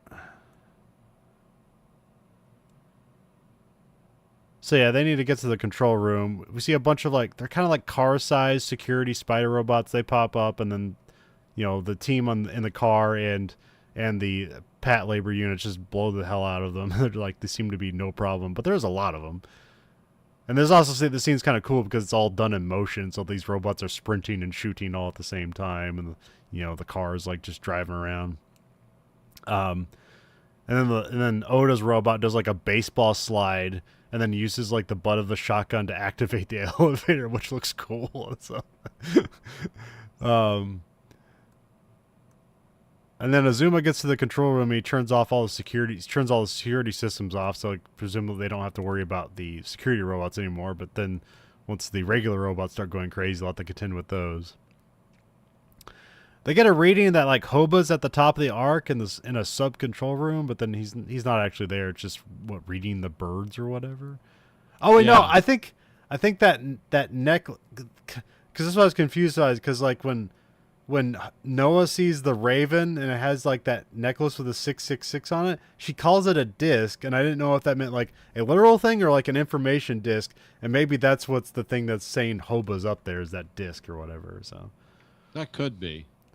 But yeah, because also you don't know if those birds are like machines or not. they have red eyes and they seem to They be have angry. red eyes, but they don't seem to be like doing anything to stop Noah. So they're just kind of there. Yeah. And yeah, and like the front window's like broken, so that's presumably how they got in, and maybe they're just there to like hide from the storm or something. I don't know. But you know, presumably Hoba put them there or whatever, or planned for them to be there. Or maybe that's what the disc does. It brought them all together or something. It gave off its own resonance frequency that brought these birds together. Like I said, yeah, this movie's not good on there's certain things it does well, and certain things it's like, you just gotta accept it for what it is. They're going to send Noah to the sub control room at the top of the structure, but they need to start dropping pieces of the structure, and we see like Noah's like running in the robot as like pieces are dropping behind her, which is, you know, they do a good job with scale here. It's like, well, that seems frightening. That's like, you know, like a 10-story drop just of an entire structure falling behind you that you're running on. So Yeah. With a robot. It's like with a multi-ton robot. The labor robots in the facility start powering up and operating on their own. Kanaka gets in a Type 0 unit to provide support, which they, you know, she was just in like the car, so they weren't expecting her to do this, but she's like, well, I better use this thing before it goes crazy. And once they show off its arm, it's like does a special like hand move for like punching through the robots, where like it puts its fingers together and they're sharp, and then it has like a just like this battering ram arm thing that punches through the robots, which is quite different from what the Type 98 labor units do. That's the old ones. Yeah. Noah takes another elevator up and like reloads the robot revolver, which you see him drop all. I thought the scale was bigger. I thought these shells were like the size of people, but no, they can carry these shells, but they're still huge. It's still very comical, the scale going on here. And I feel like the robot should be able to like reload that revolver, but she has to like get out and like pull shells from one leg and then walk it over the revolver. That seems like, yeah, like I said, it looks like she's handing artillery yeah. shells around. Oh yeah, it takes her an effort just to load one shell. So. Yeah, they need to develop speed loading technology. But I think that's just a break to give people an idea of the scale here. Yeah. And also how destructive those robots are, because it makes Noah look incredibly brave later. Oh yeah. It's like, yeah, those robots would just like a real robot in real life, like a building robot. Yeah, I just crush you like paste. It wouldn't even stop. You know, there's nothing there to stop it. Yeah, which that's like the most like fearful thing, because like, you know, the Noah character is kind of seems to be like not necessarily frail, but very like naive, and like it's like, oh, she's gonna be responsible for like stopping this like evil robot, and then she does it in like the most, you know, brave way possible. I'm just gonna get up on this thing. It's like, you're crazy. It's like, yeah, but if I don't do that, this pilot might get killed. So, you know, they're gonna like the army's gonna have to come by and put like a like, you know, a missile through this thing that's gonna kill the pilot. So I'm going to get out on it with a shotgun while it's trying to swat me down. Yeah.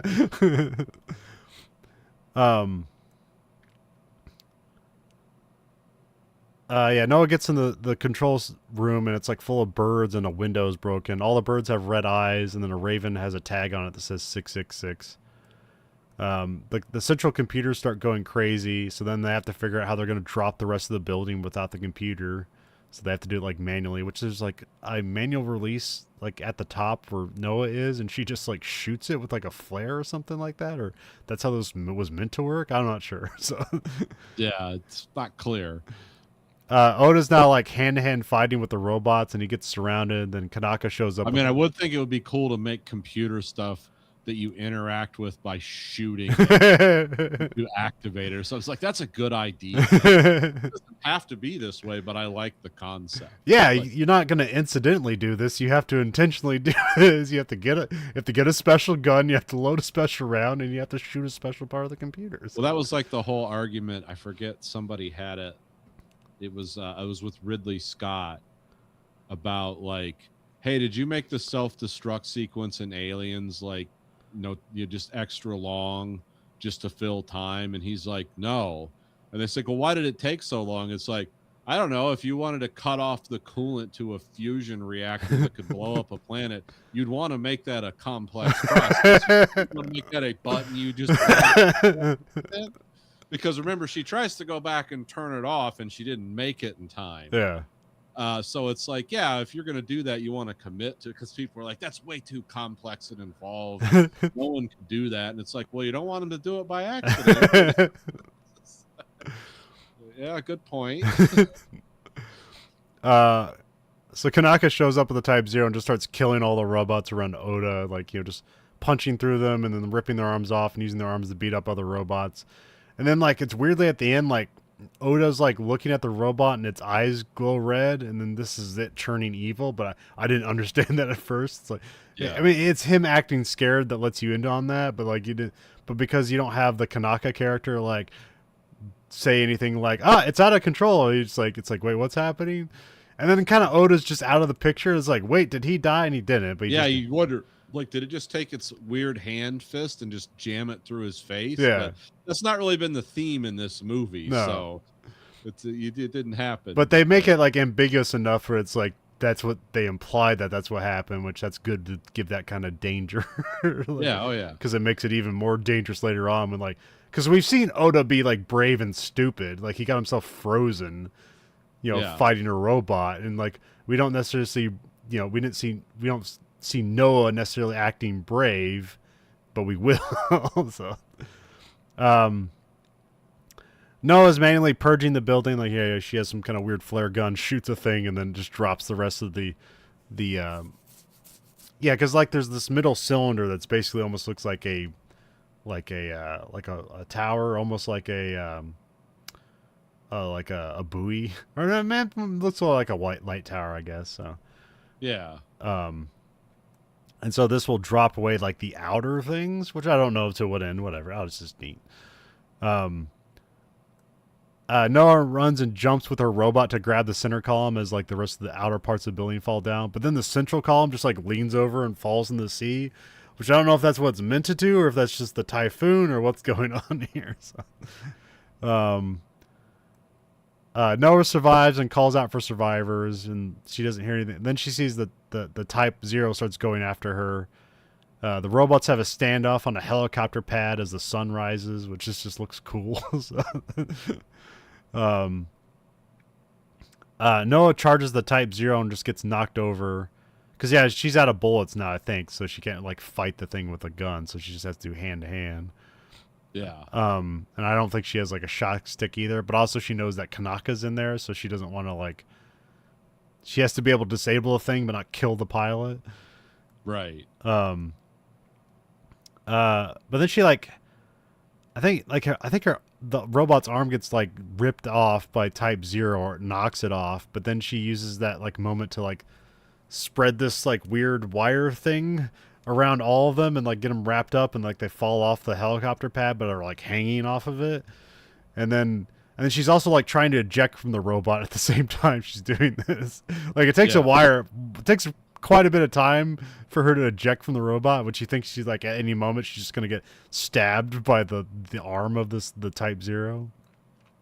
So yeah, then Noah gets out of her cockpit, grabs a shotgun, and they talk about, like, you need to get to the SRAM. That's the last thing that's, like, because Kanaka says she's basically, like, ripped out everything out of the inside of the cockpit. Like, it doesn't have an OS anymore, so it must be, like, the SRAM must be keeping, like, the go crazy thing alive, and that's the only thing that's so. And then she says, like, it's on the back of the neck, and she, like, climbs up on the robot, and, like, these robots have, like, these very, like, asymmetrical antenna thing that, like, sticks out. It's almost like a rabbit ear or whatever.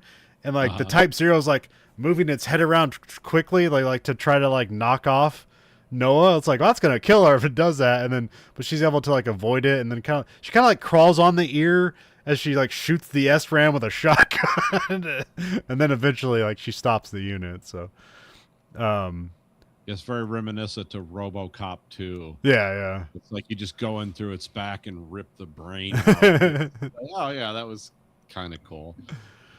But yeah, this seems like total dangerous at all the time because it's like, and they also get the scale going on here is like how small she is compared to this robot. It's like, any part of this robot can basically kill her.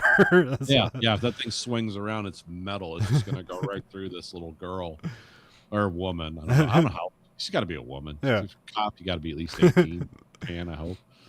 And then the team celebrate as the helicopters come in to get him, and which they're Shinawara heavy industry helicopters, and Goda's with them.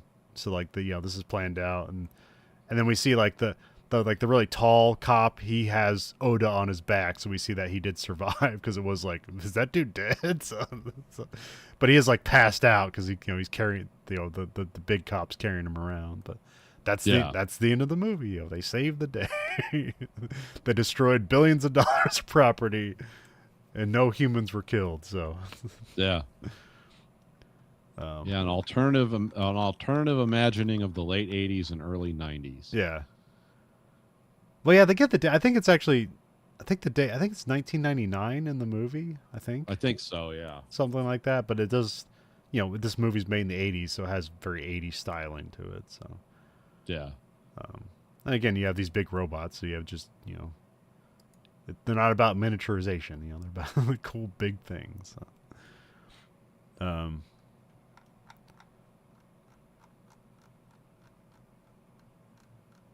Well, how did you fare with this? Was this a nice surprise, or? Oh yeah, no, I enjoyed it more than I thought I would. Okay.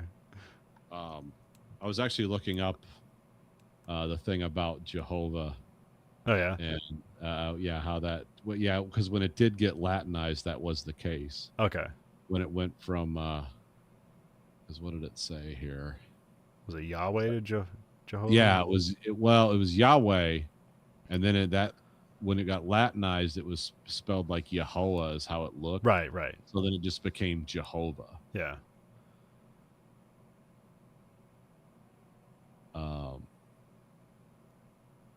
Because that comes from the which is interesting for a Japanese movie to get into that nuance of other languages. So. Yeah, getting into like, in the Hebrew Tetragrammaton, actually, that's how the name of God it looks like. It's like, I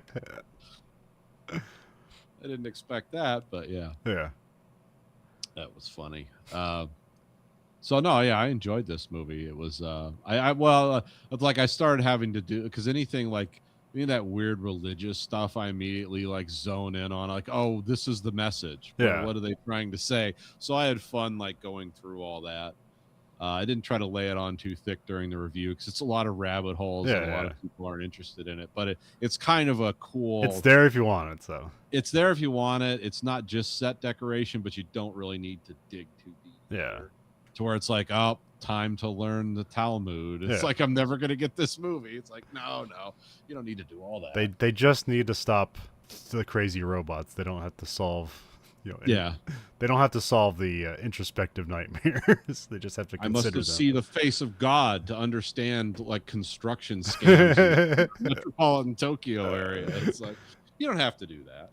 You can. Well, if you like this one, I think you'd like the second movie as well. It's the second one they say is a masterpiece. Okay. We'll have to see if we can stream that. I don't remember it having any like the Bible stuff. I remember there being like gas blimps and like terrorism and mass terrorism, but there's still like a lot of like here's like 30 minutes of exposition, but it's the kind of exposition I like. So yeah, there's good exposition and there's bad exposition. Good exposition is you're explaining something in an interesting way, a facet of the universe that will pay off later. Yeah. Bad exposition is like, hey, I don't want to spend a lot of time filming scenes, so let's just have the actors talk, in like a single camera thing. Yeah. It's like, okay. Which in anime, that is a cost-saving measure. It's like, oh, it is, but in anime, they're creating a world. Yeah. that's like, I'm trying to think of what like some of the best exposition done in real. Well, I think JFK had a lot of that, Yeah. where you just had to stop and explain to everyone, Yeah. hey, this is why Jim Garrison feels this way. These are the incongruities of the JFK assassination. So that's good. That movie is entirely exposition. Yeah. In fact, that's all that movie is. It's just how can we get good actors and get cameras moving and write snappy dialogue. But yeah, that's good exposition. Then there's the time filling stuff. But I mean, yeah, it's like there's always like a moment in like a Japanese anime where it's like you see like you focus on characters' backs as they're Yeah. giving exposition. It's like, well, this is a 5 minute like let's stare at their back as the camera slightly pans. Yeah. Or the characters with the hands over their mouths as they expositize, and it's like, okay, yeah, you didn't want to animate their mouth. I understand. So, Yeah. it also makes it easier, especially for dubbing purposes, because then you can kind of fill those moments with all the dialogue you need. Yeah, I've heard something about like the evolution of anime when they actually started making it like with an export market in mind. It's like everyone's eating like a pig because they have people eating and drinking and explaining stuff. It's like, yeah, you don't have to worry about the dub not syncing up as much. So people were always eating with their mouths open and stuff and talking, which, like, in the West, it's like, we don't talk with your mouth full. They don't have any of those biases over there. Yeah. So they're like, oh yeah, he's just explaining something and he's excited and he's trying to eat something too. Well, I heard like when you do a dub, they have to match the syllables, and so sometimes it's just that's when you get weird stuff going in. And that's how you have like the little like the weird like huhs and uhs being thrown into places because they're just filling a syllable gap. Yeah, We're like, we've completed the sentence, but we need to go. And that's how the way in, huh? Well, it's like the old like kung fu movies. Yeah. When they didn't dub, and those were live action too. They just dubbed dialogue, but yeah, some of those ideas took a lot longer to communicate. But in English they'd be done very quickly, and then guys would just be talking around, standing around, their mouths would still be moving. Everyone's like, "What's going on?" Oh, okay, they're still. Yeah, this was in Chinese. Okay.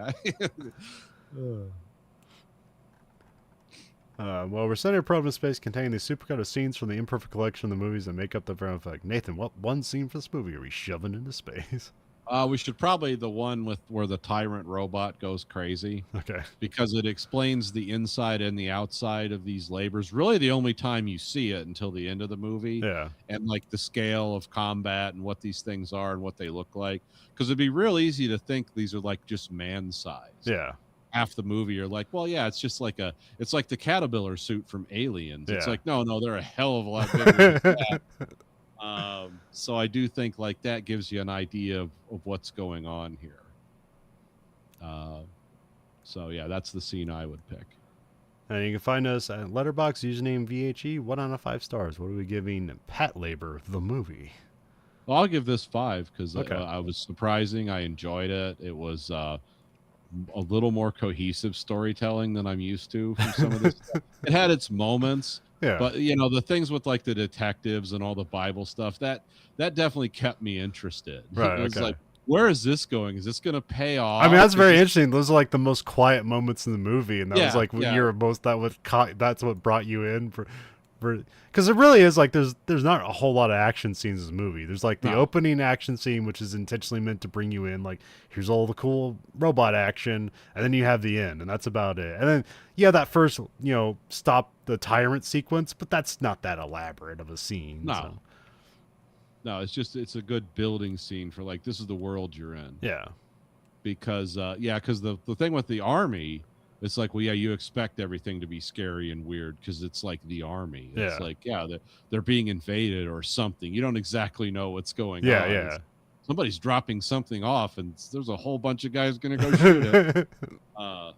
But yeah, that's it was the interstitial moments of this movie that were interesting.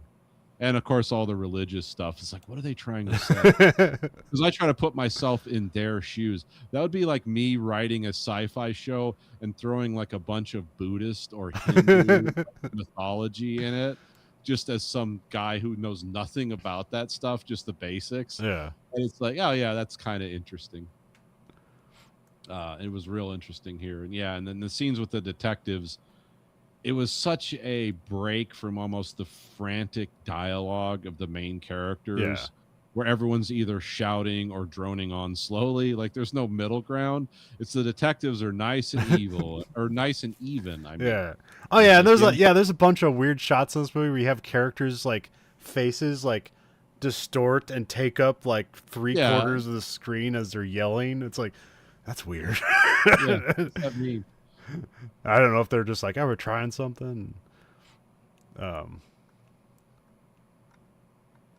well, you can find us at verhoeffect.com. There you can, or I guess whatever podcast, wherever you listen to our podcast, you can rate our podcast whatever you want. The only thing that I was going to listen to is the highest ratings. Remember, give us the highest rating. You know, let's don't install the HOS system. Like, Yeah, don't let the hyper operating system replace all this genuine creativity with mediocrity. You can find us at Twitter at Verhoeven Effect. You can find us at Blue Sky Social at Verhoeven Effect. You can find us at Facebook at Verhoeven Effect.